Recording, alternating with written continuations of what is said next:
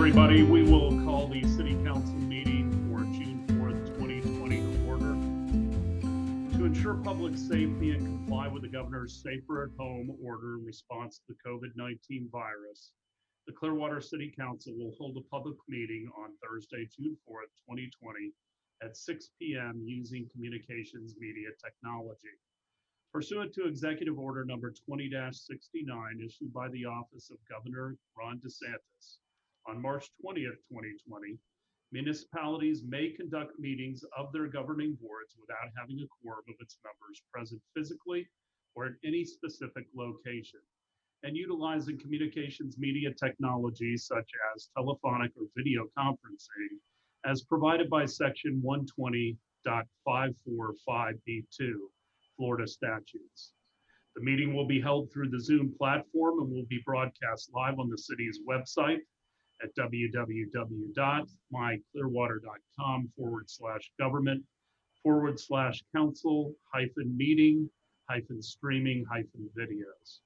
On Facebook at www.facebook.com/City of Clearwater, and on YouTube, www.youtube.com/myclearwater, as well as the following public access TV channels: Spectrum Channel 638, Frontier Channel 30, and WOW Channel 15.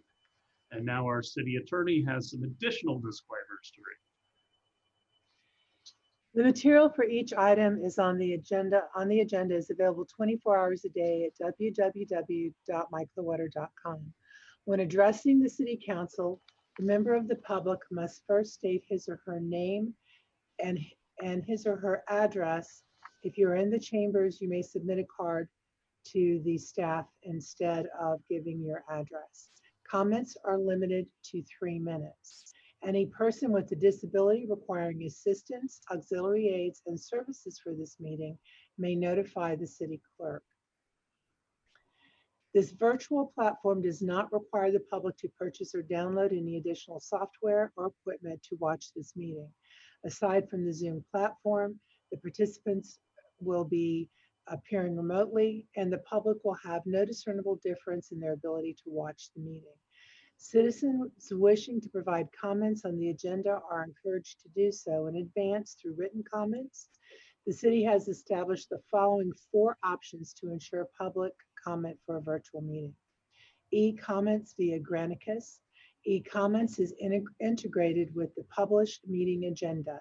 Individuals may review the agenda item and details and indicate their position on the item. You will be prompted to set up a user profile to allow you to comment, which will become a part of the official public record. The e-comment period is open from the time the agenda is published. Comments received during the meeting will become part of the official record if posted prior to the closing of the public comment. The city clerk will read received comments into the record. Email. Individuals may submit written comments or videos to clearwatercouncil@myclearwater.com. All comments received by 5 p.m. the day before the meeting will become a part of the official record. The city clerk will read the received comments into the record. 3. Call-in. During the meeting, individuals will be able to call in to 562-4646 and be placed on air to speak to an individual item. City Council chambers. Additionally, like any other council meeting, the public may provide public comment at the main library, council chambers, 100 North Osceola Avenue. Due to COVID-19, all speakers desiring to appear in person will be subject to all applicable emergency measures in place to prevent the further spread of COVID-19. These 4 public comment options, established and provided for the virtual city council meeting, comply with section 286.0114 and section 210.454 Florida statutes. The city has published an agenda as well as included the notice to the public pursuant to our city code. The items and topics will be discussed at the virtual city council meeting. Thank you, Ms. Aiken. Thank and you. I would now like to introduce our pastor for the evening to give the invocation, Reverend Lee Hall Perkins from Mount Zion United Methodist Church. We're very honored to have you here this evening, Pastor. Before I turn it over to you for the invocation, I would ask that everybody on the Zoom and also in chambers, if we could just have a moment of silence in recognition of the loss of Mr. Floyd, and also asking for healing in our country. So if you would join me in a moment of silence.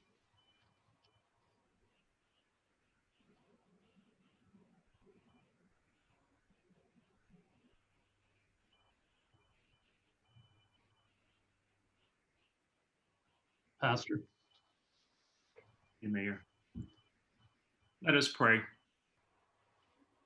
God of our weary years, God of our silent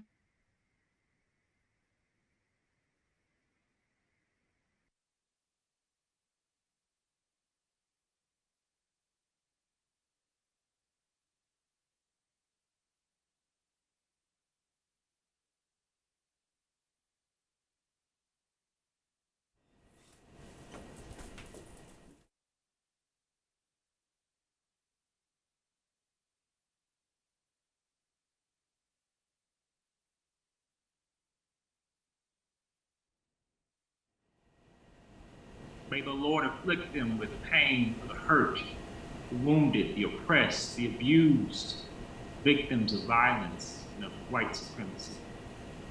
May God grant them, grace them with agony, a burning thirst for justice and righteousness. May the Lord give them courage and strength and compassion to make our world a better place. Make our community a better community. Make our city a better city. And may they do their best to make it so. And after they've done their best, may the Lord grant them peace. I ask and pray all this in the name of all that is holy, just, and good. Amen. Amen. Thank you, Reverend. Thank you. Take care. I would ask that everybody join me in the Pledge of Allegiance. I pledge allegiance to the flag of the United States of America and to the republic for which it stands, one nation, under God, indivisible, with liberty and justice for all. We pray that holds true. I would ask if there are any amendments to the minutes of the May 21st, 2020 meeting. Move approval of the minutes as submitted. Second. All in favor? Aye. Aye. Opposed? Unanimous. At this time, we have citizens to be heard. Members of the public are invited to speak on any item that does not appear on today's agenda. Please step to the podium and state your name for the public record.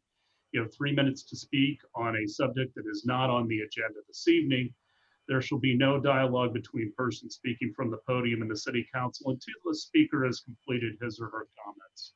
So we ask anybody, good evening, to come on forward. Thanks for joining us. And chambers are still muted. So just, okay. All righty. Thank you so much, Mayor Hibbard and council members. I'm Ruth Schoenherr with Innovative Mortgage, and I'm here this evening to talk a little bit about BNI, Business Network International. Business Network International is the largest organization of its type in the world. And more specifically, I'm here on behalf of our local chapter here in Clearwater, Referral Exchange. Throughout the COVID-19 crisis, BNI has not skipped a beat in its production of being an effective networking platform for its members. BNI globally in the month of April passed almost just shy of $1 million in revenue between its fellow members. Our chapter here in Clearwater, Referral Exchange, passed $322,800 in the month of April.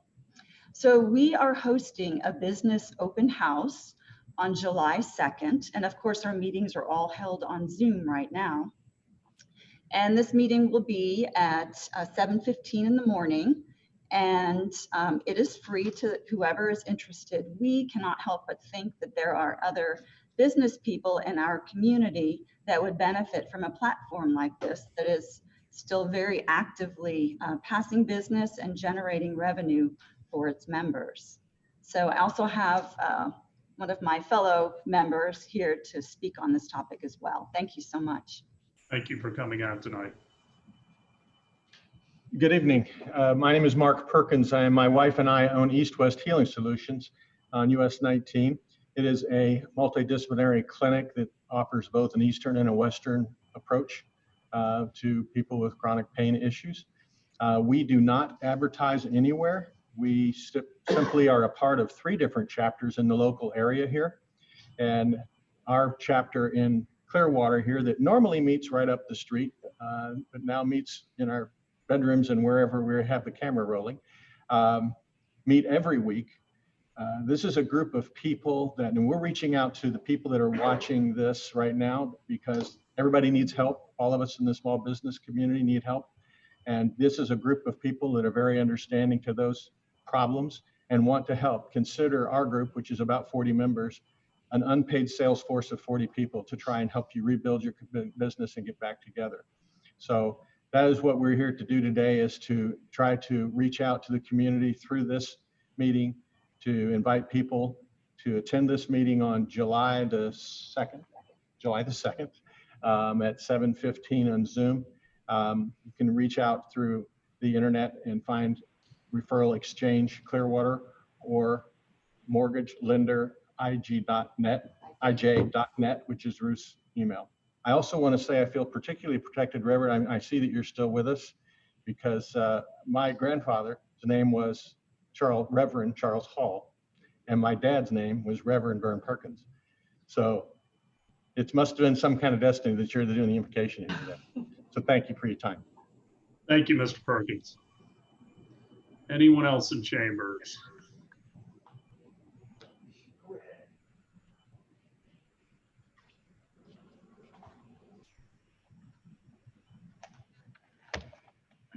Hello, Mayor and Council. I've come here tonight in response to the latest Black life lost due to police violence. Specifically, I've come here tonight to encourage this council to start a new body camera pilot for the police program. Deputy Clearwater Police Chief Eric Gandy, who ran a body camera trial for his agency in 2015, has stated his belief that the cost of body cameras outweigh the benefits. But he also stated the agency is open to future technologies that address those concerns. Well, technology has improved quite a bit since 2015. And now more than ever, the benefits of promoting police accountability should be clear to everybody.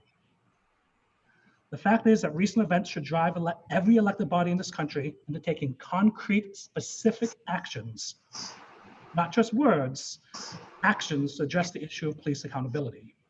The recent killing of George Floyd is only the latest in a long list of Black lives lost to police violence. And don't say this as someone who does not respect the work our police officers do.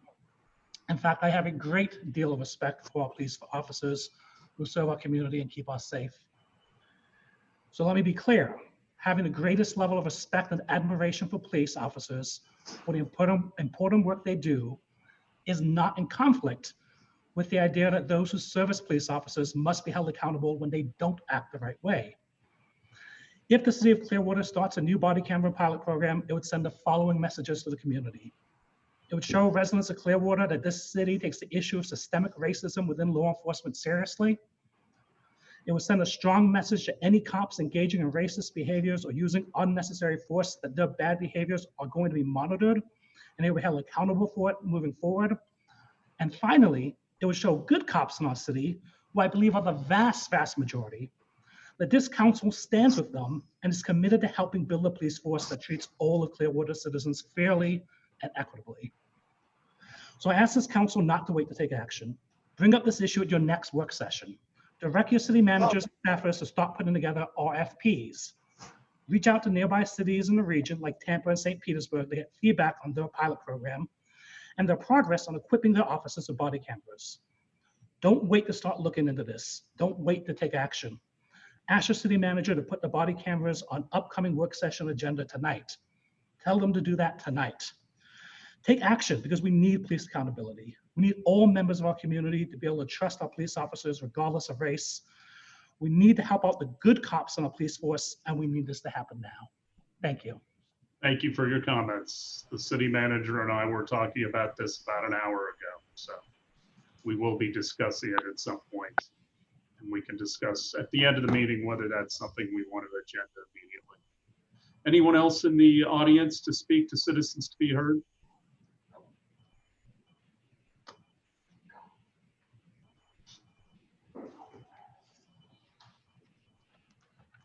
Good evening, Mr. Mayor and council members. I'm Bill Johnson. I have submitted a card. I'd like to share an observation from the Forward Pinellas Citizens Advisory Committee meeting of last week. The committee reviewed the 5-year transportation improvement plan, and we found conspicuously missing was the safety and intersection improvements at the intersection of Belcher and Gulf to Bay. That has been a project that has been on the plan for years and years and years, probably about 25 or 30 years. The CAC voted to raise a concern about this omission. It is really time for safety improvements at that location. I know Mayor Hibbard, you worked real hard to try to get some improvements at the time that the Walmart was approved for that intersection. I would ask you to ask your rep, Vice Mayor Albritton, to address this concern too at the upcoming Forward Pinellas meeting. Thank you very much. Appreciate the opportunity to share these comments. Thank you, sir.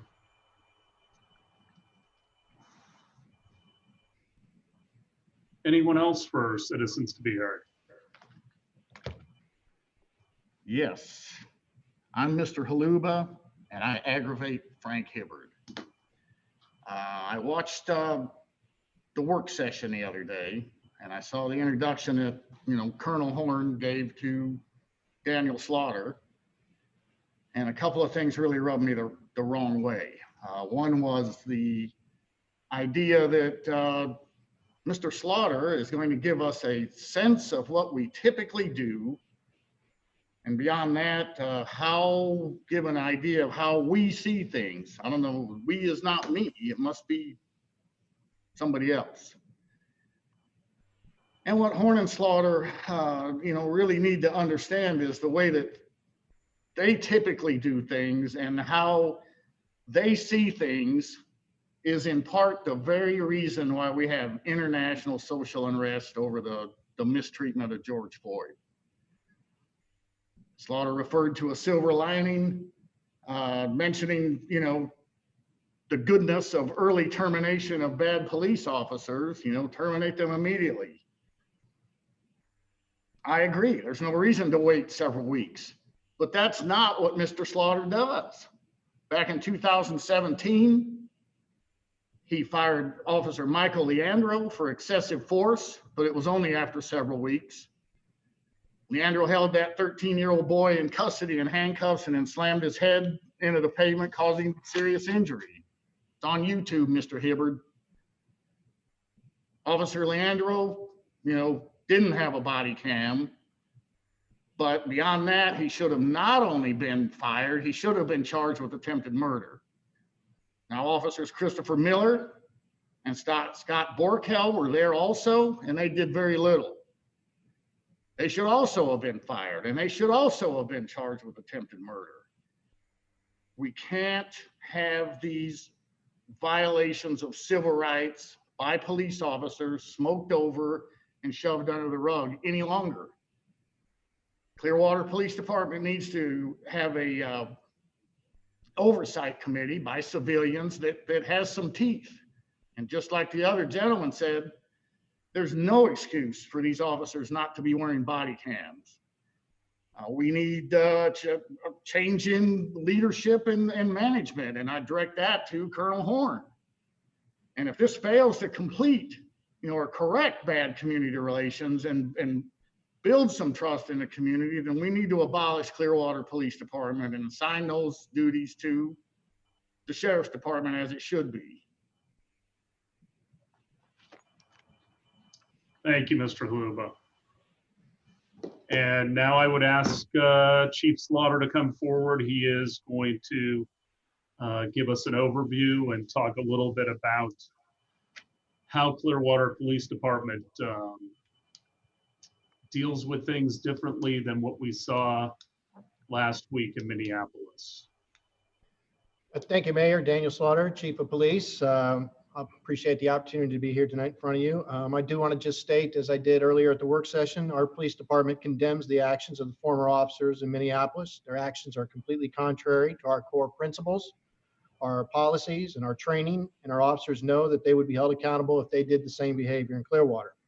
Our department has policies against using neck restraints. Our department has policies requiring the repositioning of a prisoner to prevent positional asphyxia. Our department requires all use of forces to be incidents to be investigated and recorded and documented. And our department has an early intervention program that alerts management when an officer reaches a threshold of use of force incidents, even if they are found to be in compliance. Clearwater officers receive background checks, they take a polygraph, and they complete psychological screening. Prior to being released to solo patrol, they do 22 weeks of training in the police academy, 6 weeks of training at the Clearwater Police Department, post academy, and 16 weeks in the field training program, and then have 12 months of probationary patrol until they are released to a permanent employee. The department currently does reoccurring regular scenario-based training that covers de-escalation techniques, use of force, duty to intervene, and all of the other policies I've described above. We've been very fortunate to have a very peaceful response by the city of Clearwater, or the citizens of Clearwater. This week, there were events that occurred at the Clearwater Police Department on Sunday and also on Tuesday that involved small groups expressing their concerns for police conduct. Additionally, there was a larger group protest that started at the MLK Center and turned into a march to the Coachman Park that included some speeches. All of those events went very peaceful. The police department provided traffic assistance and was able to be on scene, and all of the events, I'm happy to report at this point, have been peaceful. We do have another event scheduled for tomorrow in Coachman Park at 2:30 p.m. That is the next scheduled peaceful event. The department will, of course, be prepared for anybody who would seek to intervene and make these events anything other than peaceful. Mr. Haluba did refer to, and I do believe that we have seen improvements in our profession. I'm proud that the law enforcement leaders across the United States have condemned the behavior of the former police officers in Minneapolis. And I believe that the swift action of termination and the moving forward with criminal charges in those particular cases shows the changes that have been made. More than happy to answer any questions. Any questions for the chief from the council? I have a question. Mr. Councilmember Bunker. Yes, I wanted to thank Chief Slaughter and the police department for the wonderful job they did with the march the other day, which I was very happy to have attended. Being in the condition I am, I couldn't make the entire walk, and the police were nice enough to have a van for any of us who couldn't get down to Coachman Park. So that was very thoughtful, and I have the utmost respect for you and the officers. I do, however, think that this is a time where we need to reflect and work toward change. I understand the cost of body cameras. The cameras themselves aren't a lot, but storing all the footage and responding to requests for it does cost a lot more money. And I think we should be evaluating that. But I would ask you, the sound of a police advisory board, a citizens advisory board, sounds like a good idea to me. And knowing that you and the officers, I believe, are good, decent people, I would hope that the police would accept the idea of that. like to hear your thoughts on that. I'm willing to certainly have the conversation. I don't know if today if you're asking me to say I accept the idea, or I don't know if that's what I'm capable of saying. I think it's a good idea and concept, especially in a community that is having a significant trust issues. And I think body cameras are a valuable technology, and the costs have to be weighed with the benefits. And I think they definitely have a place in law enforcement, and I think they'll be very prevalent in law enforcement moving forward. I think both items. The problem with what the message is currently, or the current issue that we're looking at and seeing, is they don't stop that from happening. Minneapolis has had civilian oversight since 1990. They've had body cameras for a long time, and we're still seeing the same behavior that clearly infuriates our citizens. I don't think that either of those concepts are bad to have a discussion with, but I just don't want the people to think that that's going to stop the problem that I think that they're concerned about. And the concern they have is police misconduct, and it's not going to make that go away. We're going to have to have good leadership at the top. We're going to have pick our employees wisely. We're going to have good rules and good policies. We're going to have to train them appropriately, and we're going to have to hold them accountable. And I believe I do that. And I don't doubt you do. I would be happy to have a greater discussion, but I think it's one that the chief ought to be prepared for, and that we ought to have more data rather than doing it right after citizens to be heard. And I appreciate the gentleman who came out tonight to request that, and I'm happy to agenda something, either at the next meeting. I really prefer 2 meetings from now, just because I know what the next agenda looks like. And I know fatigue can actually set in, and I'd rather have that item be front and center. And we've had the other 2 items that are going to be fairly lengthy that we are definitely addressing because they have been sitting on the agenda, and one was actually postponed. And that is not to, to belittle this conversation at all, okay? But I also want staff to be prepared to have it, and all of us to be prepared to have it too. And I don't think it's right to do it on the fly, because it is a big decision on a number of fronts. I understand and I agree. I just don't think we can put it off for too long. I have no plan to, council member. So is everybody else comfortable with that? Yep. Yes. Good. Okay, Mr. Horn. You're muted. Yes. You could just, okay. So as I understand it, you're talking about 2 meetings from now. Yes. Do you want both topics discussed, or just one of them? I wasn't sure. No, I would probably talk about both of the topics, and that will give enough time for the staff to really prepare a presentation. I know that the body cams were talked about previously, so there is some data, and there was some experience with a pilot plan, but let's talk about both of them. And those will be work session discussions, am I correct? And they may be separate, but they're still paired. For work session discussion. Yes, sir. Okay. Okay. Yes. All right. Anything else, Chief? No, sir. Well, thank you for that report. I do want to thank all the people who demonstrated in a really positive way. The march, the speeches, and the prayers that occurred down in Coachman Park, I think were not divisive. They were uniting and helping people to start a healing process, which I know will not happen overnight. But I appreciate all those folks who came out. Thank you. Any items from the consent agenda?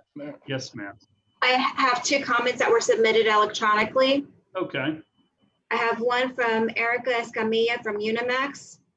Good afternoon, City Council members. I would greatly desire to speak in person, but understand given the circumstances that we now have to speak up in email format.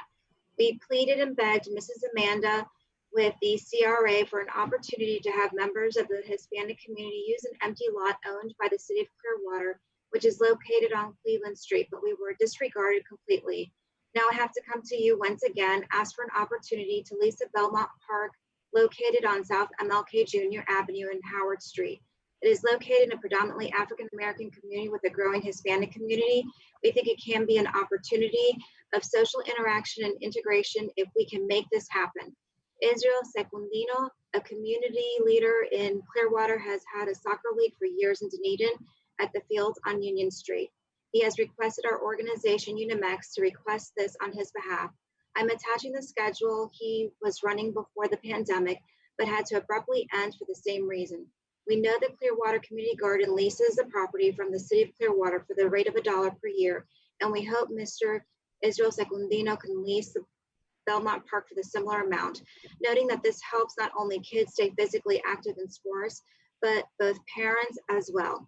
Doctors have always said the body needs physical activities like sports to boost our immune systems and fight off disease, which now more than ever, it has to become a priority in our lives. The Hispanic Soccer League would be in charge of keeping the property clean, maintained, and insured. On another personal note, doctors and environmentalists have warned us for years that the radio frequency radiation produced by 5G towers can be dangerous for the human body, debilitating our ability to fight off disease. I want to know if there is a ability to know where these towers were placed during quarantine. I believe we have the right to be informed and even have 5G stopped if no test to prove its safety has been done, like the town of Easton in Connecticut. We all want high-speed internet, but not with a price tag that includes risking our health, especially since we have so many elders in our city. Another comment was submitted by Sylvia Patterson.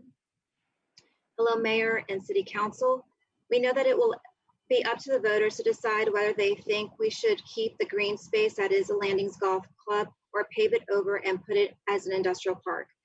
But there are many people who are concerned about exactly how the referendum will be worded.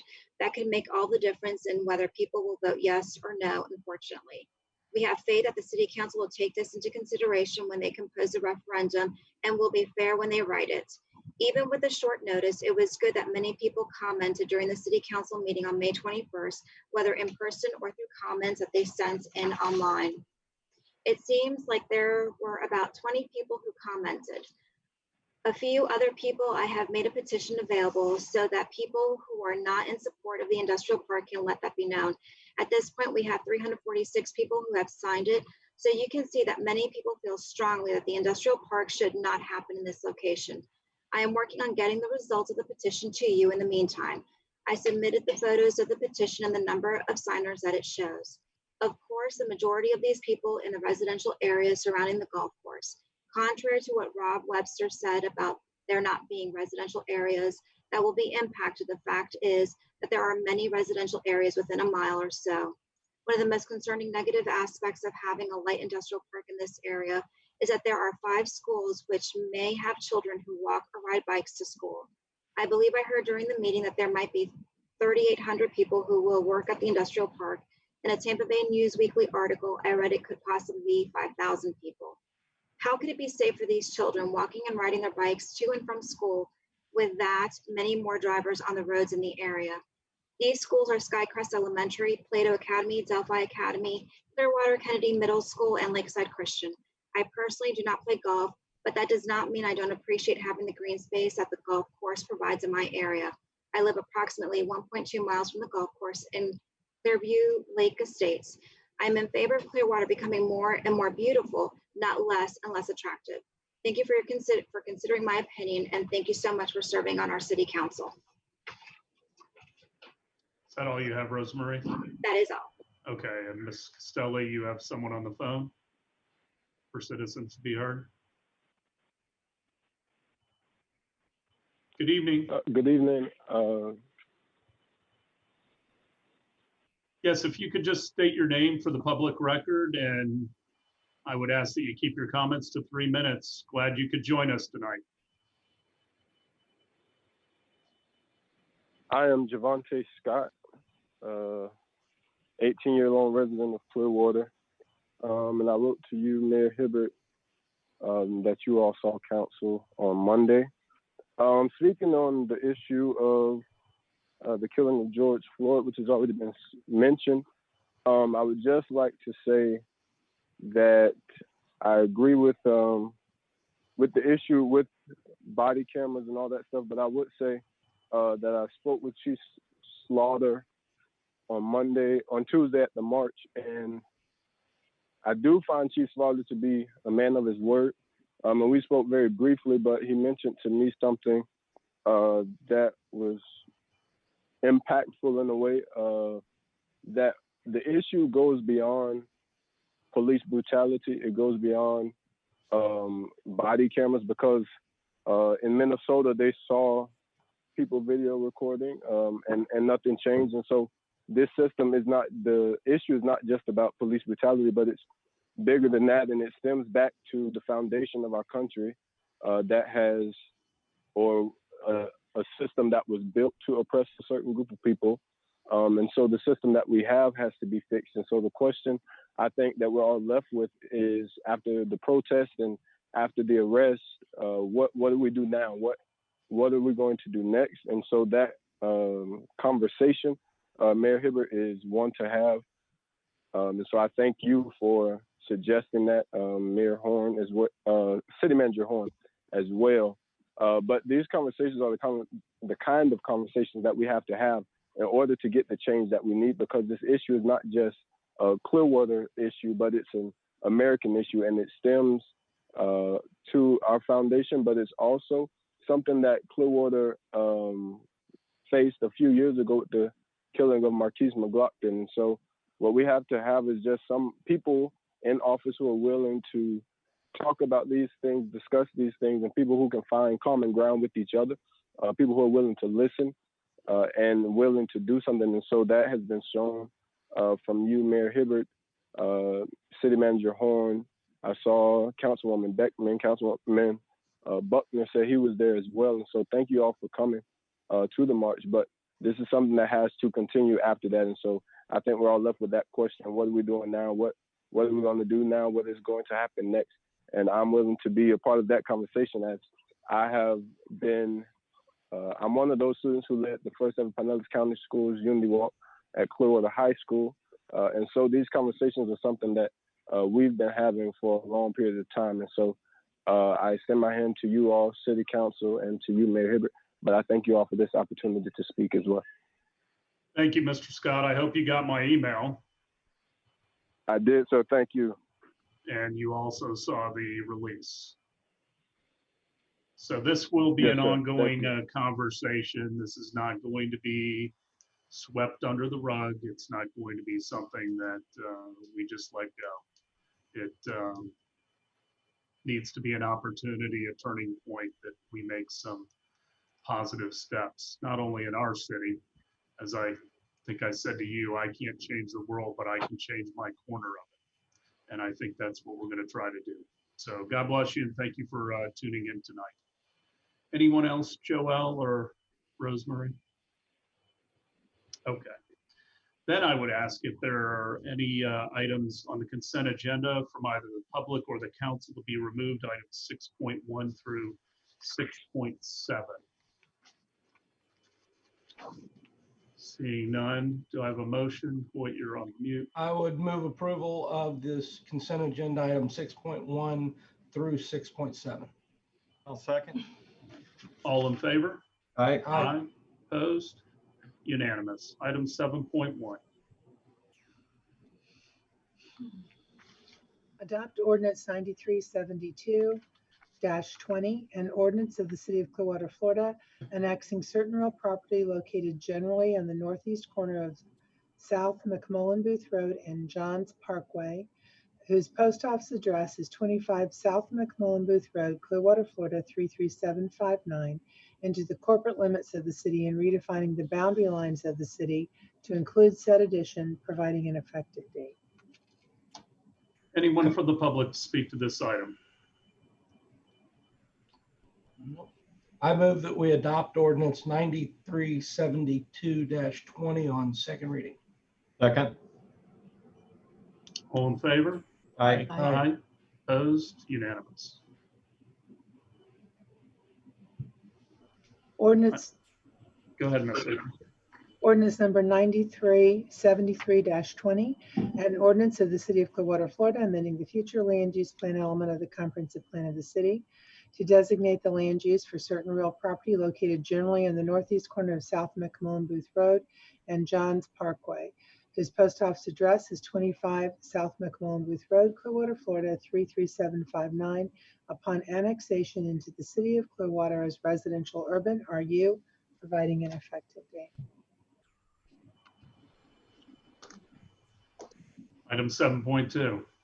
Anybody from the public? Well, these are second readings. I thought we were just approving the ordinance. We do have to have Okay. public as well, Mayor. Is there anyone to speak to the ordinance 9372-20? I move that we adopt ordinance 9373-20 on second reading. Second. All in favor? Aye. Aye. Opposed? Unanimous. 7.3. Ordinance number 9374-20, an ordinance of the City of Clearwater, Florida, amending the zoning outlets of the city by zoning certain real property located generally on the northeast corner of South McMullen Booth Road and Johns Parkway, whose post office address is 25 South McMullen Booth Road, Clearwater, Florida 33759. Upon annexation into the City of Clearwater as low medium density residential, LMDR, providing an effective date. Anyone from the public to speak to item 7.3? Motion? I move to adopt ordinance 9374-20 on second reading. I second the motion. All in favor? Aye. Aye. Opposed? Unanimous. Item 8.1. Thank you, Mayor and Council. Accept Dunedin Ordinance 20-03, an interlocal agreement gas franchise with the City of Dunedin in order for Clearwater Gas System to continue to provide natural gas service to the citizens of Dunedin and adopt City of Clearwater Resolution 20-26. Good evening, Brian Langill, Assistant Director for Clearwater Gas System.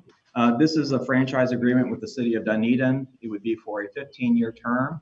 The previous agreement was for 30 years, and the previous franchise rate was at 5%. This one would be at 6%, which is most of our cities now have gone to a 6% franchise rate. And there also is an option for a 15-year renewal at the end of the first 15 years. I'd be happy to answer any questions. Any questions for Mr. Langow? Anyone from the public to speak to this item? A motion? Move approval of agenda item 8.1. Second. All in favor? Aye. Aye. Opposed? Unanimous. Ms. Aiken? Resolution number 20-26, a resolution of the City of Clearwater, Florida, accepting the franchise, privilege, and concession of the City of Dunedin, Florida, for the purpose of furnishing natural gas within the City of Dunedin and to its inhabitants, providing an effective date. I move to adopt resolution 20-26. And I second it. All in favor? Aye. Opposed? Unanimous. 8.2. Accept a gas utility easement from Carlos Sang for the construction, installation, and maintenance of gas utility facilities on real property located at 14671 State Road 52, Hudson, Florida, and adopt resolution 20-25. Mr. Langill again. Good evening again. This is a gas easement for us to serve a Dairy Queen up off of State Road 52 in Pasco County.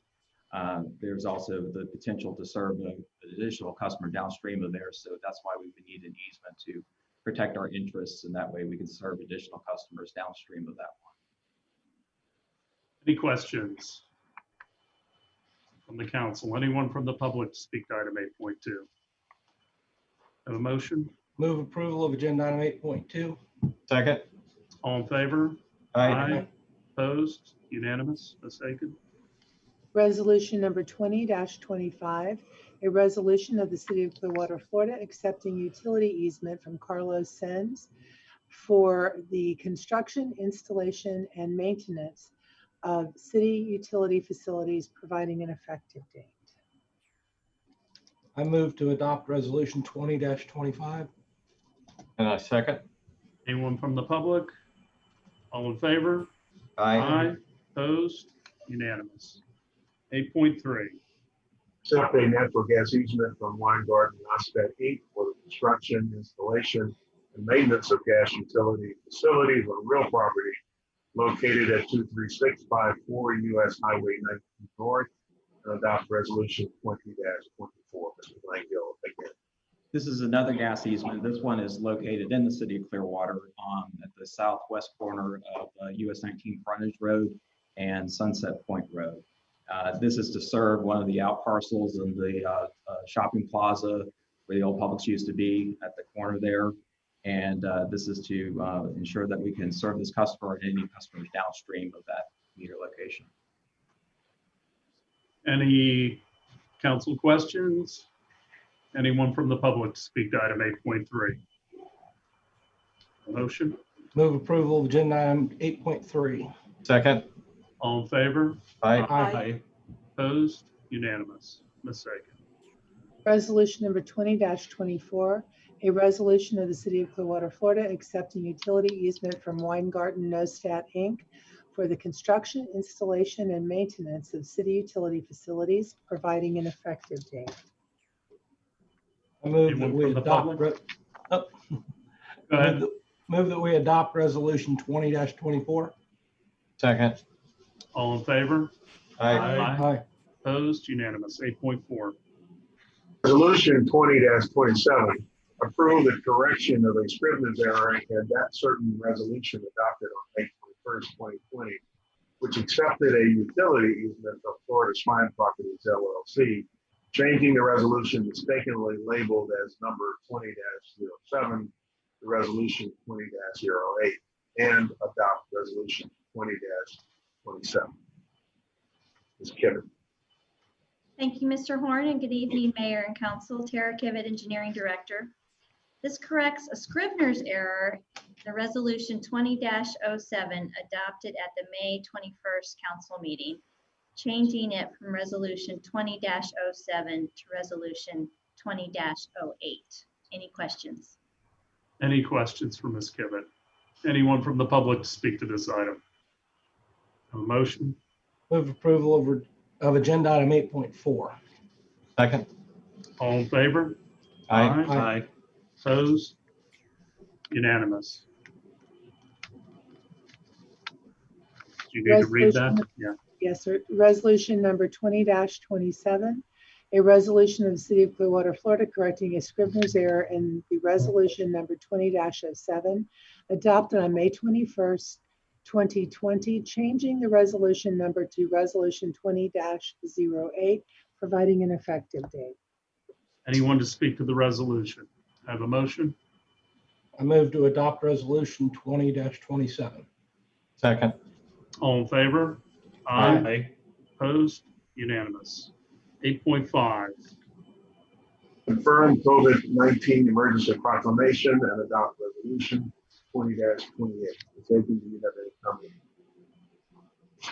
Anyone to speak to this item? Move approval agenda item 8.5. Second. All in favor? Aye. Opposed? Unanimous. Second. Resolution number 20-28, confirmation of COVID-19 emergency proclamation, June 4th, 2020. A resolution of the city of Clearwater, Florida, confirming declarations of the state of emergency, providing an effective date. Anyone to speak to the resolution? Motion? I move to adopt resolution 20-28. Second the motion. All in favor? Aye. Opposed? Unanimous. Item 8.6. Appoint one member and reappoint Herb McLaughlin to the Audit Committee as citizen representatives with terms to expire May 31st, 2025. Council members, in your agenda pack, you had applications for Lisa Burley, Rick Fox, David J., Peter Kohut, and Bill Johnson. A change from the work session was adding Herb McLaughlin. His term was expiring or is expiring in June on the 17th. So we decided to go ahead and make the reappointments He is available to be reappointed for a second. He's completing a second term and is able to be reappointed if council desires. Mr. McLaughlin was an auditor in his previous life, and I know has done a great job. So, yeah. Other questions or comments as we choose a third member of this committee? 5 total. With staff, Councilmember Hamilton.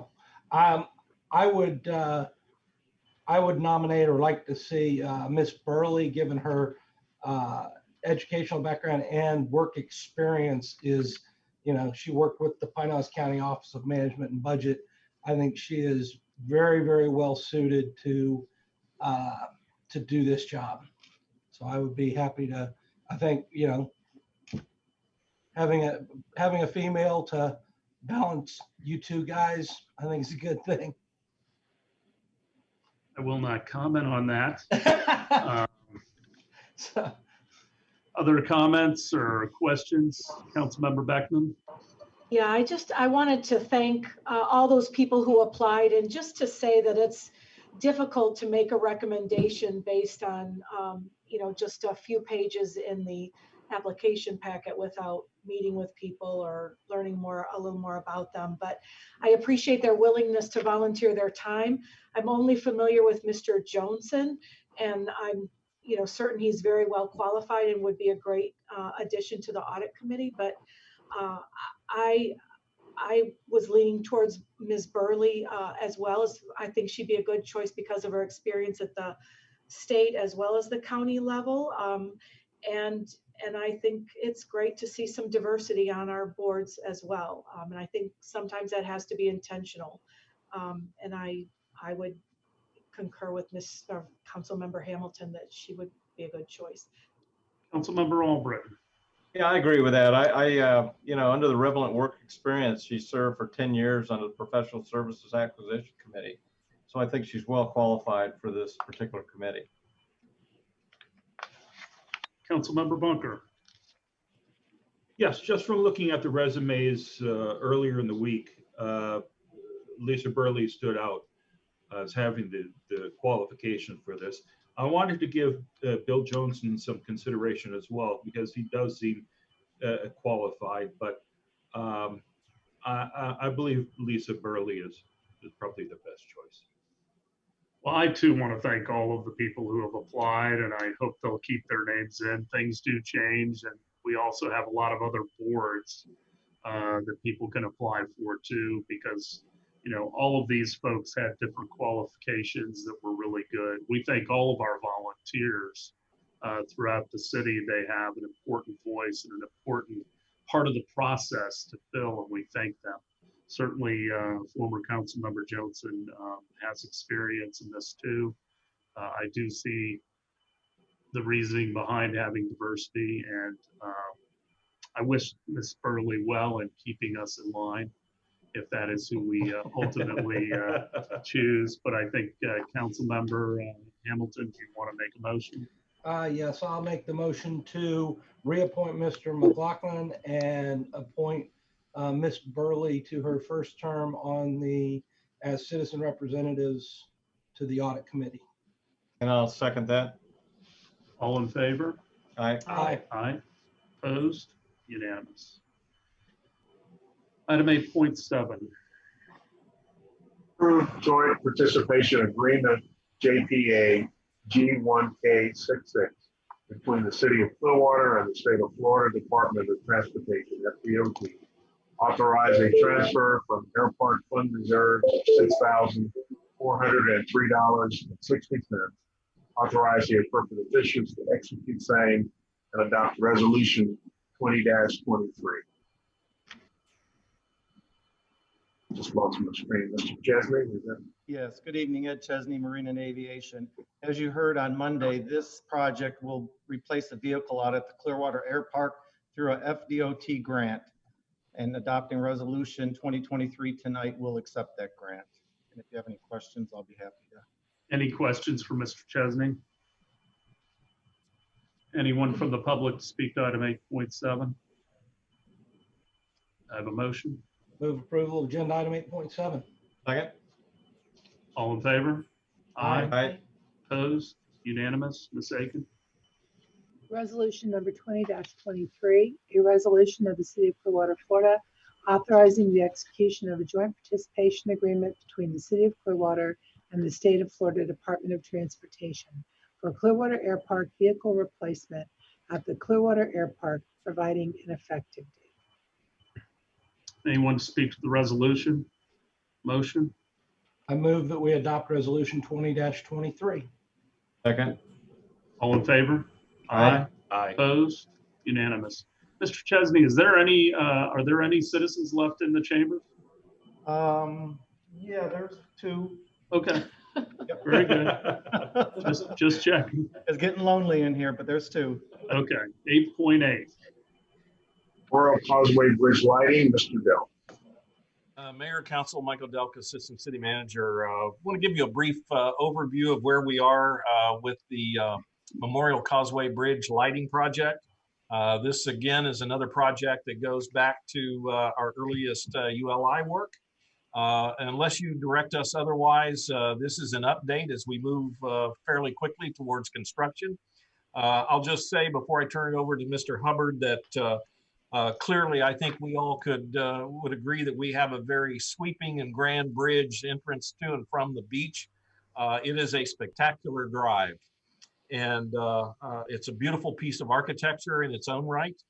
And this project will highlight it and feature it as the kind of asset that it is, tying together both downtown and the beach area. So what I'd like for Mr. Hubbard to do is to update you on where this project stands and hopefully continue to have your support to move forward. Mr. Hubbard. Thank you, Mr. Delk. Good evening, City Council, staff, managers, and citizens. I'm here to give you a brief overview and update of the progress of this project. Lighting for the Memorial Causeway Bridge was identified as a component of the Urban Land Institute's strategies for revitalization. In their report, the ULI noted that lighting the bridge is an effective approach to showcasing our unique architectural infrastructure and will serve as an effective beacon to attract people to our downtown waterfront. This project is a linear phase of the Imagine Clearwater project. The city is contracted with H.W. Lochner to design, engineer, and install dynamic, aesthetic color lighting for the pillars and underdeck of the bridge. Lochner is also coordinating the necessary permits and maintenance requirements with the Florida Department of Transportation and the United States Coast Guard. At this time, we are nearing a permittable design stage. As you can see with, oops, David, can you help me again? Sorry, I'm just trying to bring up a view that you can see.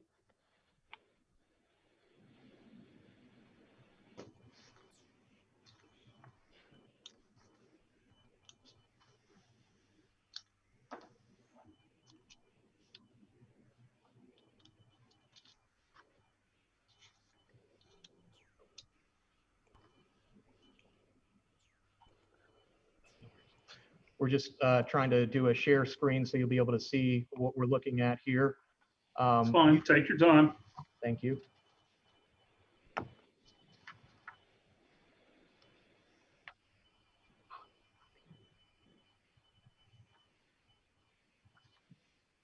Thank you, David. Okay, as you can see with these photometric renderings, the design and the placement of lights results in a smooth gradient of color across the bridge, which can be controlled remotely by city staff. These lights are directed to the structure at the bridge at a minimum of drop-off or color loss and overbleed beyond the target area. So the lighting will be focused directly through the placement of specific lighting housings and specific features, lighting fixtures rather, that will give us a color and spectrum change across the bridge that we'll be able to control. Successful lighting of the Sunshine Skyway shows the impressive and dynamic effect that structure lighting can produce. Now, funding for this project was established as a capital improvement project with a budget of $1.6 million based on preliminary cost estimates. The current construction estimate is $1,339,987. Less design costs, the available project funding of $1,433,344 is sufficient to cover this construction estimate. Compared with the more than $15 million budget for the Sunshine Skyway Bridge, this project achieves a stunning effect at a fraction of that budget. This project is proceeding on schedule and is estimated to submit for final plans and permitting in mid-July. With the requisite permits granted, construction could begin as early as the end of August. It should be noted, however, that although construction can proceed apace, changes to the back of house or orientation or location of the stage could impact the operational date of the lighting, as the conduits and server control are dependent on the progress of construction in the park. The server would be housed in the back of house of the stage, and these are the means by which we are able to control all of the lights as well as power them through the conduit. With that, I'm happy to answer any questions if you may have them. Any questions for Mr. Hubbard? I cannot. Christopher, can you run through the other slides so people can see those? Yes, sir.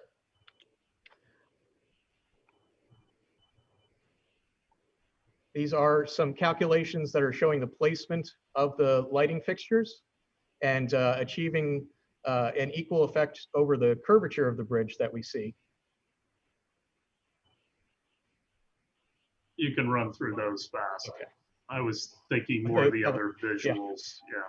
Here's more of a static in grays and whites. This is a photometric calculation showing the intensity of the lighting effect across the structure of the bridge. The red areas are the most intense.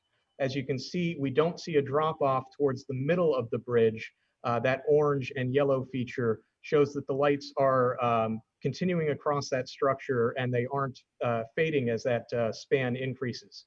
It's particularly challenging in this bridge because the spans are so far apart. But Lumen Pulse and Lochner have been able to design a very handsome way of getting around that by situating lighting across the structure of the bridge. Here we see an under bridge lighting. Again, more photometric calculations. This is the curve of the bridge.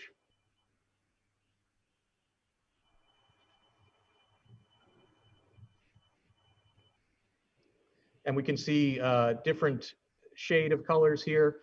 We'll have the ability to move through the color spectrum and change our color lights at a frequent change or maintain a static color effect through the evening.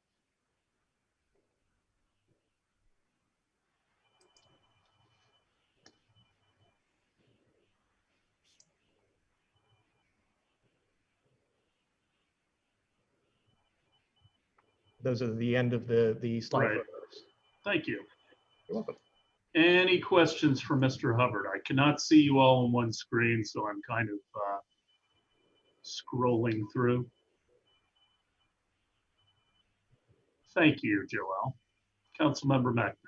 Yeah, I have a couple of questions. First of all, I think it's going to look great. And in my conversations with Mr. Delk, he said that you're going to be using LED lights.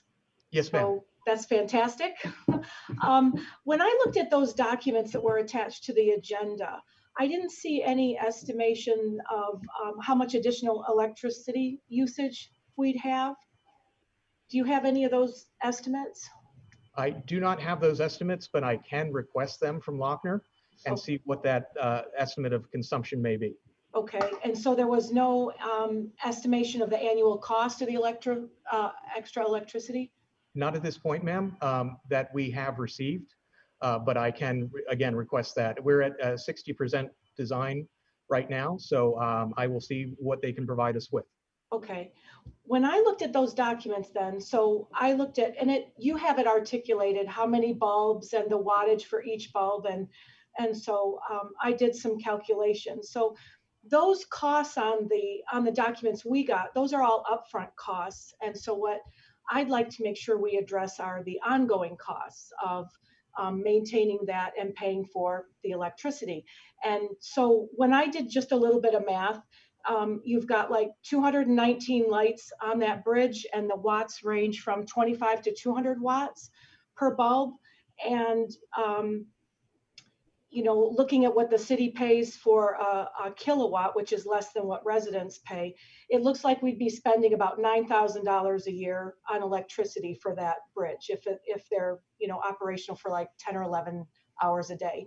So $9,000 is a drop in the bucket, right? That's like not much to light that huge bridge and make it look beautiful. But what I want to ask is, what can we do to offset that additional cost? And I think, you know, there are so many projects around other municipalities where when they build something new, they're looking to reduce the amount of costs. And what I'm thinking is, and I think if we budgeted 1.6 million for this project, it's going to cost about 1.4 million. Let's put some solar up somewhere to account for that extra $9,000 a year in costs. Certainly we have plenty of money in that budget for that bridge to offset the cost of the electricity and save our city additional money. So I'd like to know if we could do that, you know, and I think it keeps in line with our green print plan as well to reduce our energy consumption costs. So do you have any thoughts about that, Mr. Hubbard? I can certainly check with them for the availability of doing so. With the conduits coming directly to the Imagine Clearwater Park, there may be an option of integrating any kind of solar or sustainable energy or green energy in the park to that. But that is something that I will have to ask Lochner about. It's outside of my scope of knowledge or purview. So I will check on that for you. Well, what I'm thinking too is, first of all, I'm a big proponent of making that park as green as possible. If we can get solar down there and people can see it's a 21st century park with solar, that's great. But we can take that money and put solar anywhere. One thing I'd like to investigate is getting solar on our new solid waste transfer station building out by US 19. I think, to me, not knowing a whole bunch, that's a great place to put solar. So you can take your solar and stick it anywhere in the whole city to offset that cost. But I'm just saying, if we've already got it budgeted for that bridge, our goal with Green Print is to reduce our energy consumption. Let's go ahead and spend a tiny bit of that money to put some solar up somewhere in the city to offset that extra $9,000 a year that we're incurring a charge. Right? Okay. Councilmember Beckman, it's probably not really appropriate to pin Chris Hubbard down on that sort of suggestion. Okay. We understand what you are asking, and so we will get back with you to see what some of the possibilities might be. Great. We could incorporate solar into the amphitheater roof, Councilmember Beckman. It is good news that the aquarium is going to be putting solar on the new dolphin habitat. Just so you're aware of that. That's a new development. So, Vice Mayor. So, Chris, are we paying the bill on the lighting of the bridge now, or is that a DOT responsibility? Because it is part of the, you know, going over the waterway there. It's part of the structure of the building, so enhanced lighting would be at our responsibility, but static standard lighting is the DOT, to my knowledge. Okay. But that lighting currently on the bridge is not LED. No, it's halogen. That's been, of course, we're not paying for that. The DOT is, but that that burns a lot more wattage than you know, LEDs. So. But I'm assuming we're not going to have those halogens anymore because they would be in conflict with what would be going in for the city. Right. Is that correct or not? Those fixtures would be replaced with LED. So I don't think it would be inappropriate. Are we asking FDOT to participate in the lighting costs, seeing as we're going to a more efficient type of lighting?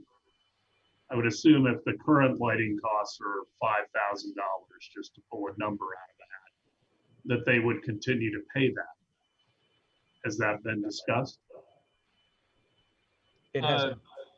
No, no, Mayor, we've not gone to the FDOT for funding at this point, but we can do that. I mean, we certainly ask them for their continued participation.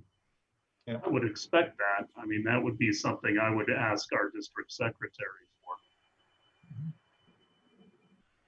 So, other questions? Just going forward, I would like to know a little bit more just also about the maintenance and the longevity of the lights. Will they have to be not just the fixtures, but the actual conduit and everything else? And then one other issue, for those of you who remember, this bridge obviously had some growing pains when it originally came out. And by doing this, there's drilling and other things that we're doing. We are not taking on any liability for the bridge structure by installing these lights, I assume. That would be part of the DOT review process and the permitting. Okay.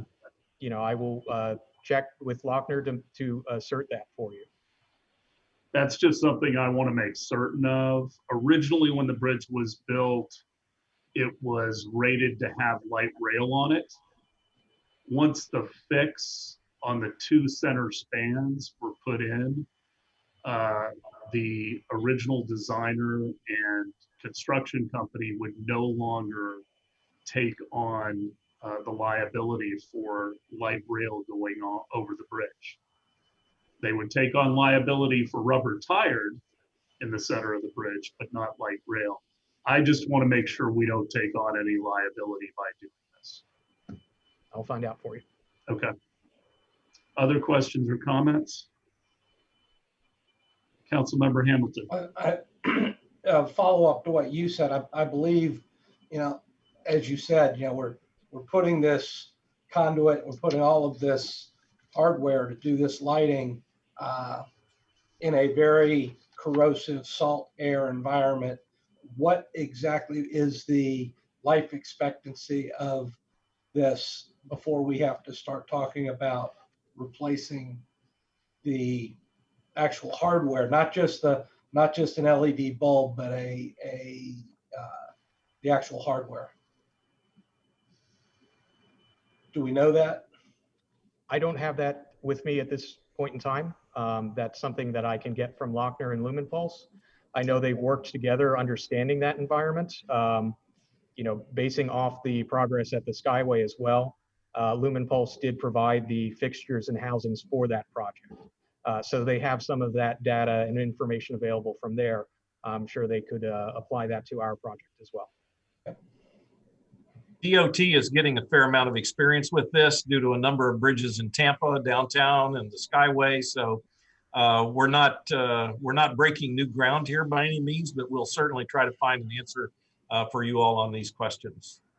Thank you, Mr. Dahl. Councilmember Bunker, you had a question? Yeah, Mr. Hubbard, I believe you mentioned that there'd be a difference with the movement of the amphitheater. Is it going to cost significantly more if we move it to the north side? That the conduit running should not be a unbearable cost for us. It's something that, depending upon where the amphitheater or the backup house ends up, they'd have to calculate how much further they'll have to extend that conduit. But I think it's within means to be able to do that or use another access point if they need to do so. Okay. That would be a very nominal expense, whatever that small change would be. Gotcha. Any other questions or comments? Anyone from the public to speak to this item?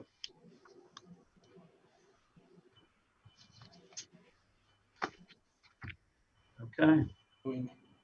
So what guidance do you need at this point? You know, at this point, we will come back to you and answer questions. I guess what we had hoped to do tonight, answer your questions. What we had hoped to do tonight was to get a reaffirmation that we are to continue to permitting. Okay. But if you would like, we can, or well, certainly we will come back and at the next meeting and answer these questions for you. And if you prefer to wait until they're answered and then kind of give us the green light on moving forward, then we'll, I don't think it'll make any difference in the timing of the development of the project. So we'll get you these answers and we'll provide them to you. What's the council's pleasure? Councilmember Hamilton? I'm good with moving forward with where we are. I'm guessing that, I know staff will get us the answers to the questions we're looking for. This isn't the final do it. This is just, let's keep the train moving down the track. We can put the brakes on it if when we get to 90%, we don't like what we're seeing, but I think we're good to move forward at this time. Vice Mayor? Yeah, ever since Michael Delk brought this forward, I've been really excited about this, especially I think it was right after the Skyway came up and, I got to see the images there. It was, and we do have an iconic bridge, and this would be a great way to really show it off with the Magic Clearwater. So I'm in. Councilmember Bunker? I would be in as well, especially if we were seeing a full spectrum of colors that we can throw up there for holidays and special occasions. It sounds like it'd be lovely. I do appreciate Kathleen's talk about using some of the leftover money towards solar. I think that's a good suggestion as well. Anything else, Councilmember Beckman? You're in agreement? I am. I hope that we can use that extra money for to offset the cost of 1.4 million for aesthetics. I think it's going to be beautiful, but if we can, put some more money back into the city with solar, I think that'd be a great thing to do as well. So we have consensus. Please continue forward. Thank you. You don't need a vote though. Okay. Thank you. Yes. Thank you, Mr. Hubbard. Ms. Aiken, anything? No, sir. Mr. Horn? No, sir. All right. Closing comments, council members? Who would like to go first? Vice Mayor. We've all been shaken with the news this past week. And we've seen a lot of demonstrations all over. I just want to say that I'm very proud of our police force here in Clearwater. Very professional. I think that anything could be done better. And I'm looking forward to the talks in the next work session on how we can make ourselves better. But I just wanted to say that we're all have heavy hearts on what has happened, and it's all on our minds. So anybody that's viewing out there knows that every one of us sitting here on council, staff, City of Clearwater, very concerned about this, and we look forward to moving forward and helping make some changes here. Thank you, Vice Mayor. Councilmember Bunker? Yes, thank you, Mr. Mayor. I didn't mean to rush you with the timing that you had in mind for this. I know your main concern was you wanted to be able to have people gather to talk in person rather than over the Zoom platform. But I've been watching so much coverage of the protests and the marches, the peaceful marches. And it really does seem like a turning point. And at the event that we all attended a few days ago, it was very clear that, black, white, Latino, it didn't matter. Everybody was showing solidarity. And I think we're at that point in our country where we have to actually face the issue. So any conversation we can start, I think is terrific. Thank you, sir. Councilmember Beckman? Where I am, like Council or like Vice Mayor Albritton, my heart is heavy too. I can only say that racial injustice must stop. This is a turning point. I agree. We must all speak up and speak out. We need to voice our outrage, our sadness, and our determination to work to make necessary change. The death of George Floyd put a spotlight once again on our national problem. My dear friend Marilyn reminds me that we did not create this. We inherited it. We allowed it to continue and to fester. And now it's time to take on this challenge and to confront it. It is our challenge. What happens in other communities and in other states affects us all. People in our community, Black and white and brown, see these videos and are affected. How can we not be? We all need to be part of the solution, and we need to work together to make our world a safer, more just and equitable place. And I am committed to be part of that solution. I want to take a minute on a happier note and wanted to acknowledge one of our callers, Javante Scott. I met Javante a few weeks ago. I asked to meet with him because I knew that he started he helped to start the Unity March that happened on January 28th across that Clearwater Bridge. There were over 800 students from Pinellas County high schools that walked in honor of those who stood for equality and human rights in our nation. And Javante and I are now working on reaching out to young people to engage them civically and get them to vote. For me, that's a passion, but it's hard to find young people, and Javante's going to work with me to do that. So I'm really proud of him and looking forward to working with him. And then I'd also just like to mention that June is Pride Month, when the world's LGBTQ communities come together to celebrate freedom for themselves, freedom to be themselves. Pride gatherings are rooted in the history of minority groups who have struggled for decades to overcome prejudice and be accepted for who they are. And I hope that all people, regardless of their sexual orientation, color, their skin, their ethnicity, their religious beliefs, know that we all, woven together like this tapestry, make Clearwater a beautiful, welcoming, diverse, and strong community. And then last but not least, check your voter registration or get registered to vote at votepinellas.com. And next Thursday at 9 a.m., we have a special council meeting on our strategic plan. And I have a link to our strategic plan on my website. And I hope everyone has a wonderful weekend. Thank you, Councilmember Beckman. Councilmember Hamilton. Well, I agree with what everyone has said about the happenings of the past 9-10 days. And, you know, I look forward to having the opportunity to get members from all aspects of our community together to work collectively towards a workable atmosphere and solution. That being said, I'm going to change gears a little bit. Looking forward to tomorrow. The governor has allowed the state to move to phase 2. As a business owner, that's a huge step. I encourage people who need to take precautions to continue to take those precautions. But, you know, it's great to get the opportunity, you know, people who want to get out and do live their life. We're getting closer. We're making progress, and you know, want everybody to still be safe.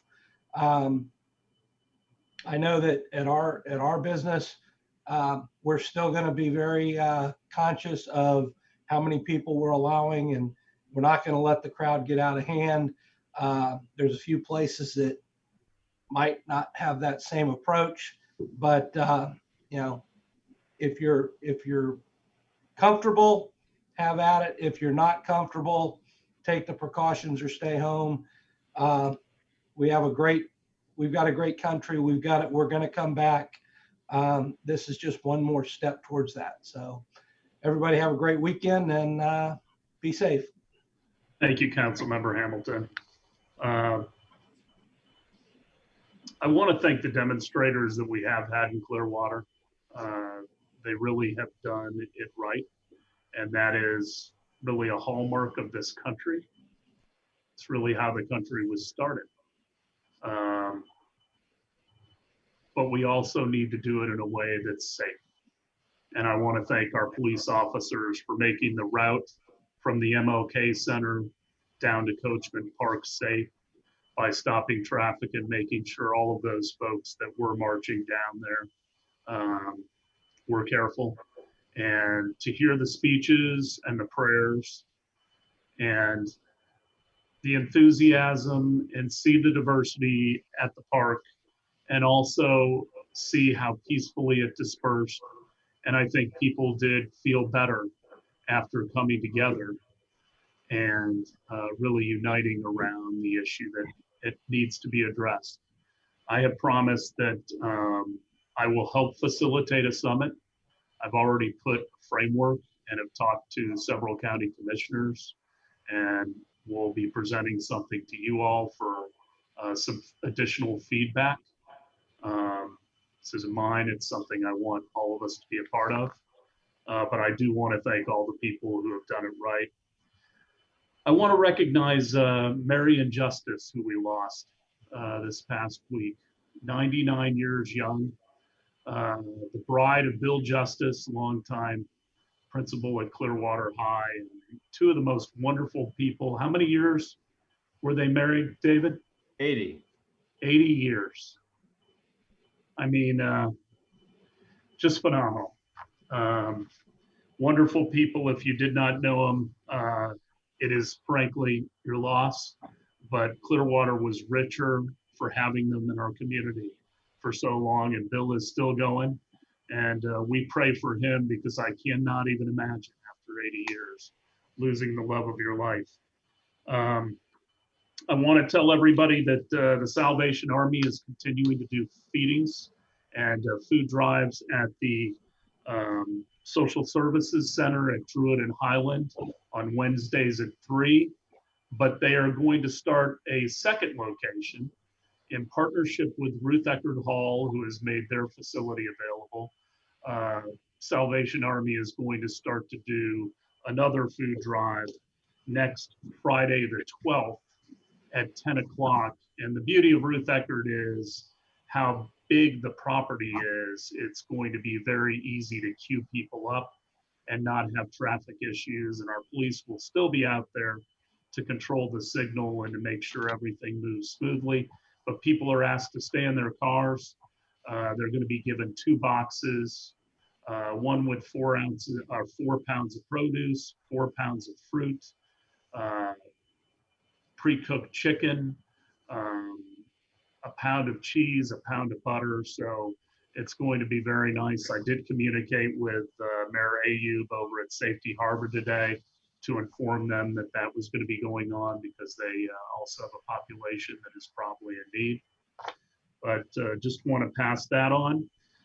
Please remember to participate in the U.S. Census 2020. The census provides critical data that lawmakers, business owners, teachers, and many others use to provide daily services, products, and support for you and this community.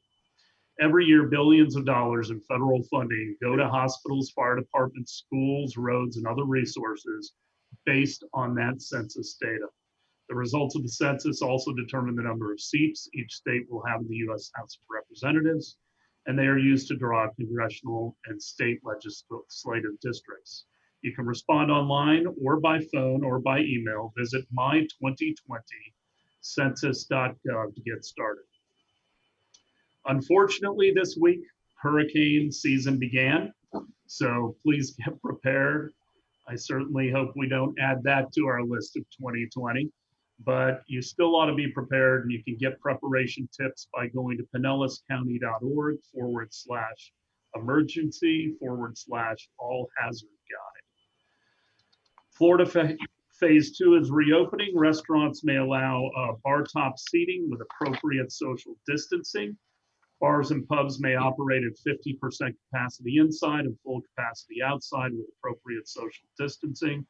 Patrons may only receive service if they are seated. So please help the restaurants and bars out and follow the guidelines. Retail establishments may operate at full capacity with responsible distancing and sanitation protocols.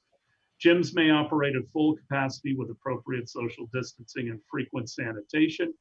Entertainment businesses, including but not limited to movie theaters, concert houses, auditoriums, playhouses, bowling alleys, and arcades may operate at 50% capacity with appropriate social distancing and sanitation protocols. Personal service businesses, including but not limited to tattoo parlors, acupuncture establishments, tanning salons, massage establishments may operate while adhering to guidance from the Florida Department of Health. All persons in Florida are encouraged to avoid congregating in groups larger than 50. All individuals that work in long-term care facilities should be tested for COVID-19 on a routine basis. The Clearwater Restaurant Voucher Program. This is a new program. The City of Clearwater's Community Redevelopment Agency has launched a new voucher program to spur downtown dining in the heart of Cleveland Street. It will remain closed to vehicular traffic until June 14th to offer more room for distancing amid the COVID-19 pandemic. And I really think we're going until Labor Day. Isn't that correct, Mr. Horn? Yes. The new CRA's new pilot program is limited time, limited quantity voucher program at restaurants, cafes, bars located throughout downtown Clearwater and throughout the city's CRA district. If you don't know where the CRA district is, it runs from the waterfront to Highland and from Chestnut to Drew. A total of 2,500 vouchers for a $20 credit will be available through the program. The vouchers can be put toward a resident's bill starting July 1st through August 31st at participating downtown restaurants during nights and weekends. Utility payments. As the City of Clearwater residents, the business owners navigate through the initial reopening phase following COVID-19 pandemic, Clearwater Public Utilities customers can be assured that they can continue to use safe, reliable water without termination for non-payment through July 1st, 2020. The City of Clearwater will resume termination of city utility services for non-payment and will resume charging of penalties for late payments starting July 1st. Children and teens can participate in the library's annual summer reading program in a variety of ways this summer, beginning June 8th through July 31st. Children can download and print or pick up from their library a map of Little Red Riding Hood's Path to Grandma's House to participate in the Family Reading Online Challenge.